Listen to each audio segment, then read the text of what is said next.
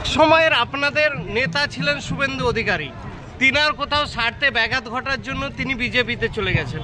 আপনাদের কোনোদিন যদি স্বার্থে ব্যাঘাত লাগে আপনারাও কি সেম কেস করবেন? দেখুন, মানুষের জন্য যারা কাজ করে তাদের স্বার্থ বলে কোনো জিনিস হয় না, মানুষের স্বার্থটাই আমাদের স্বার্থ।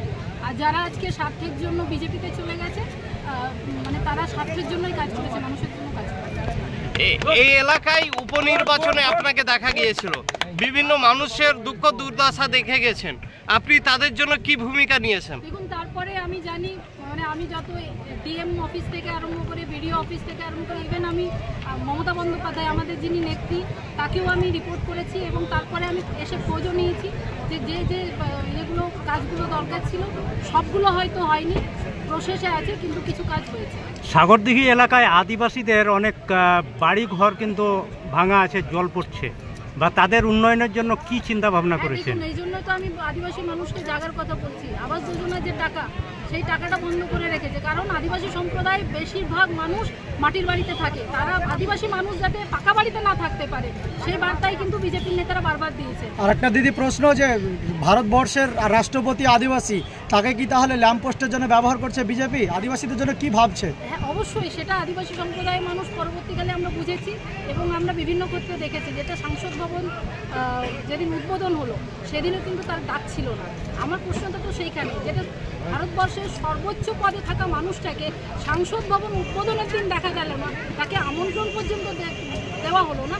তার বার্তাটাই আমি দিতে চাইছি, আদিবাসী সম্প্রদায়ের মানুষ জাগার সময় হয়েছে, যারা এখনও এদিক সেদিক হয়ে আছেন তারা একজোট হয়ে তৃণমূলের পক্ষে ভোট দেবে।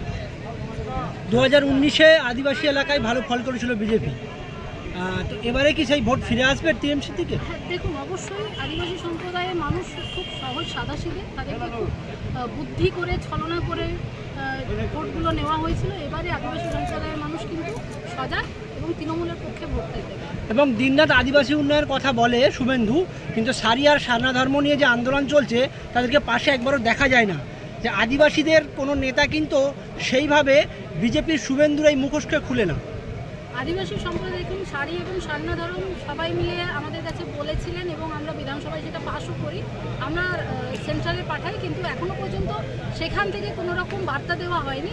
আবারও বলছি যে আদিবাসী সম্প্রদায়কে শুধুমাত্র ভোটের বাক্সে বিজেপির নেতারা ব্যবহার করে, কোনো রকম তাদের কাজকর্ম কিংবা তাদের সহযোগিতা, ইভেন আমাদের যে ধর্মের কোড আমরা বারবার চাইছি আদিবাসী সম্প্রদায়ের, সেন্ট্রাল গভর্নমেন্ট এতদিন ক্ষমতায় থাকার পরেও আমাদেরকে কিন্তু দেয়নি।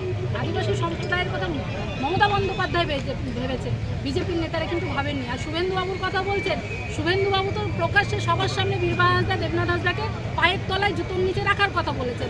তিনি আর কি বলবেন? আমরা হচ্ছি জনপ্রতিনিধি, মানুষের ভোটে জিতে আসা জনপ্রতিনিধি, তাদেরকে যদি জুতোর তলায় পায়ের নিচে রাখার কথা শুভেন্দুবাবু বলে, তিনি আদিবাসী সম্প্রদায়ের কথা কি ভাববেন? ঠিক আছে।